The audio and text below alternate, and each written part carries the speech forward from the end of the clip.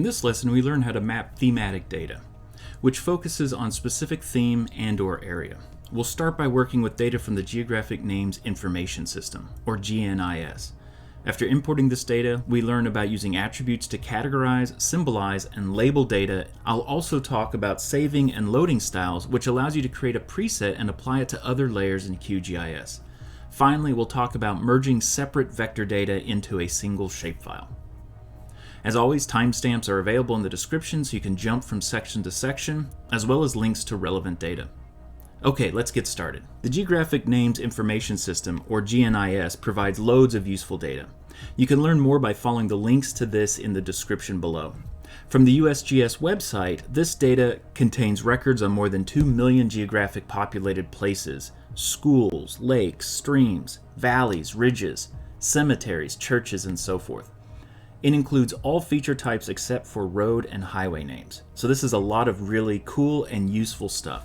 Let's start by downloading and importing the Florida file. So you click on the state to download the data and we'll open this. And this is a zip archive and all that's in it is a single text file. So go ahead and copy that to your local hard drive and then we'll jump over to QGIS to keep working with this. Now that we're in QGIS, we'll add this by going to Layer, Add Layer, and selecting Add Delimited Text Layer. We'll need to navigate to the directory where we saved that file we just downloaded, Florida Features, with a date behind it, and it's a text file. So let's go ahead and click Open to bring that in. We need to use a custom delimiter, and in fact, if we open the text file, we'll see that this is a pipe delimited file. And so the pipe character is above the Shift and Return key on the right-hand side of your keyboard. So once we enter this, we'll see our table get populated correctly. The coordinate system for this is NAD 83, and that's the same for all GNIS datasets. For the X field, I use the primary long decimal, and for the Y, I use the primary latitude decimal. So when we click Add and then Close, we'll see that most of this data falls within Florida. Go ahead and open the attribute table, and we'll see that we have 55,000 plus records. So you can scroll around here and look at the data. There's a lot. We'll go ahead and close this and we'll make this a permanent file by exporting it to a shapefile. You can keep it in the same coordinate system or choose a new one. I'll leave it in the same. We're going to specify a shapefile and we're just going to call it GNIS Florida. Go ahead and save that. Click OK. Since I'm replacing a file, I'll overwrite that. When this is complete, it'll add another layer to our layers panel. We can now remove the previously created one from that text file. And what this leaves us with is a permanent shapefile. Now while we're at this, we should look around here and we can see that some of these are likely outliers, particularly if we scroll far out. And in this area over here, these are going to be points that don't have coordinates. And this is one unfortunate aspect of working with GNIS data, is that there are a lot of features that may not have accurate coordinates. Now we can change this very quickly by editing, going into the vertex tool and dragging a selection box around all of those. Pressing the delete key will then remove all of those extra records. This may take a few moments if it's a lot of records. We can go ahead and save our edits and exit or toggle editing mode. Let's go ahead and right click and zoom to layer, and now we can see all of these points brought back in. We still have some of these points that are outside what we would consider to be Florida's boundaries. And if we go up here to the identify tool, making sure this layer is selected in the layers panel, and select one of these, we can see that some of them will be correct.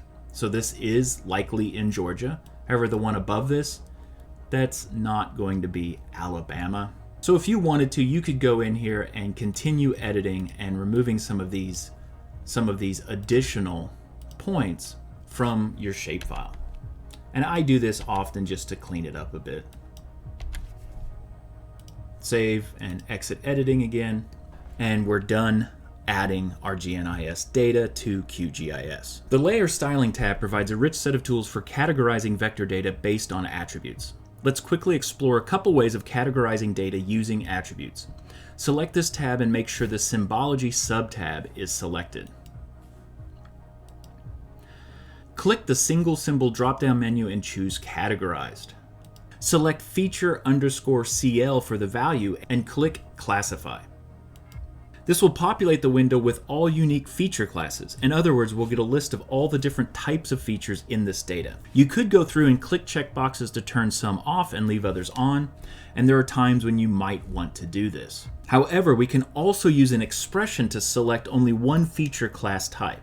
Click Delete All button, click the expression dialog box, and expand the fields and values area in the middle. And we're going to use this to create an expression. We can go ahead and remove feature CL. This is automatically selected because it's the value we selected in the layer styling tab. Click this feature CL in the fields and values area, and then click all unique. And this will give us all the different unique types of features in this data set. Choose all the cemeteries. So feature CL is selected. If it wasn't, we would double click. Then click the equal sign only once, and then double click cemetery. And what this has now done is it's produced a selection expression that will result in cemeteries being symbolized. Click classify. We can turn off the 0 and all other. And what this does is it creates or only symbolizes those points which represent cemeteries. We can click on any of these and we can see the feature's name and the feature's class. And there are, of course, other information here, the county, and so forth. Symbolizing features using attributes can be accomplished very quickly in QGIS. We'll do this by going to the Layer Styling tab and double-clicking on the symbol. This opens up a new panel allowing us to select from pre-created symbols, or even going in and changing these symbols at a finer level. Let's go ahead and stick with this pre-created one. Something else we can note here is that we can duplicate this layer and change the symbology for that new layer and effectively double up the symbology into something more creative or a whole new type of symbol. Also, if we return to this original one, we could also rotate this symbol, which might change or offer incredibly powerful ways of updating these symbols in a relatively quick fashion to produce a whole range of different types of symbols. Let's go ahead and remove our copy. And remember that if we had kept all of the different classifications here, we could turn them on and off, and we could change each of these symbols accordingly. The Layer Styling tab also provides tools for labeling your data. QGIS has a robust and sometimes bewildering set of labeling tools. So if we click on the Labeling sub-tab here and choose Single Labels, we can see a whole host of other features that we can start to manipulate. Let's go ahead and select feature name as our display text. We can go ahead and change our font. We can change bold or regular. We can change the size and so forth. And so a number of these tabs may or may not be useful to you. The second tab allows for additional formatting options, such as changing layers to all uppercase or capitalizing the first letter. The third tab relates to buffers, and I often use buffers because they give us a good way of making this text legible if we had background data, for instance, an aerial. I rarely use the mask or the background and shadow tabs. If you select a shadow, you can see this basically giving a fade effect around the text. The final two tabs often work in conjunction with one another. So let's go ahead and move to the final one called Placement and change some of these settings. So for instance, offset from point, this is one that I often use. I will select just above the point, and then I'll use various offsets along the X and Y to move this even farther up or down.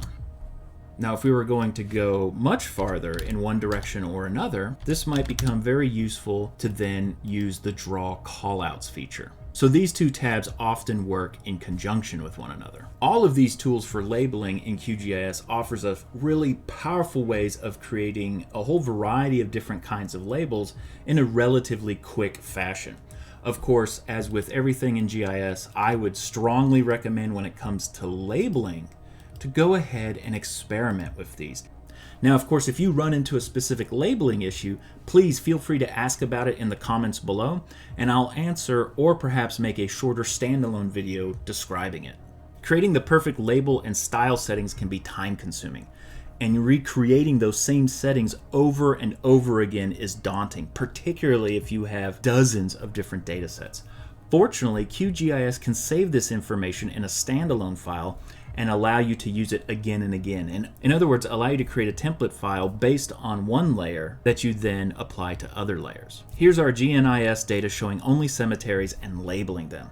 Let's assume we needed to export just the cemeteries from this layer, and we want to use our current label and style settings on that newly created shapefile. So let's go ahead and select these cemeteries using an expression.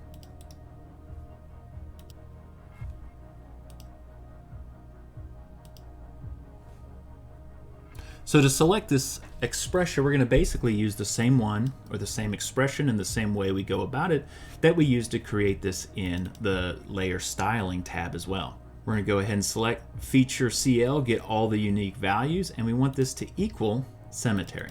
Once we click select features and close, only those features which have been selected that are cemeteries are now being shown. Now that we've selected all the cemeteries, we can go ahead, right click, export, and save selected features as.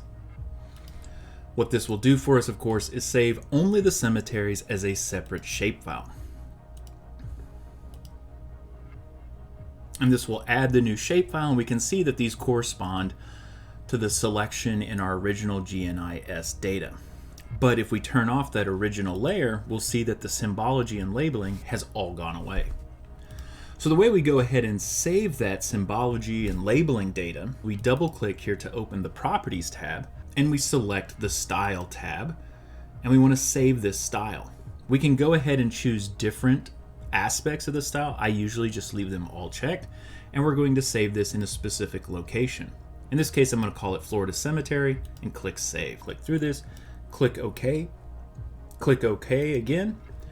And now we can apply that style to our newly imported data. So open up the layer properties, load style, navigate to where you saved that style, click it, load style, click OK.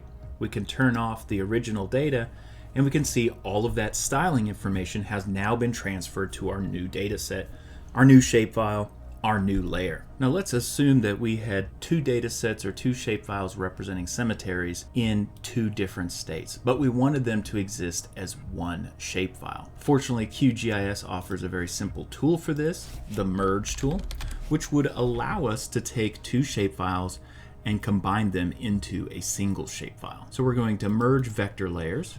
We're going to choose our input layers, and in this case, this is Florida cemeteries and Georgia cemeteries. Click OK. We will go ahead and select the same destination coordinate reference system, and I'll go ahead and leave this as a temporary layer. Of course, if you wanted it to be a permanent one, you would save to a file. Click Run, then I can close, turn off the layers for the other two, and now we see that we have all the cemeteries, in this case in Florida and Georgia, combined into a single shapefile. As always, links to location of data are in the description. Make sure to hit that like button and subscribe to get future updates. Until next time, keep mapping the past.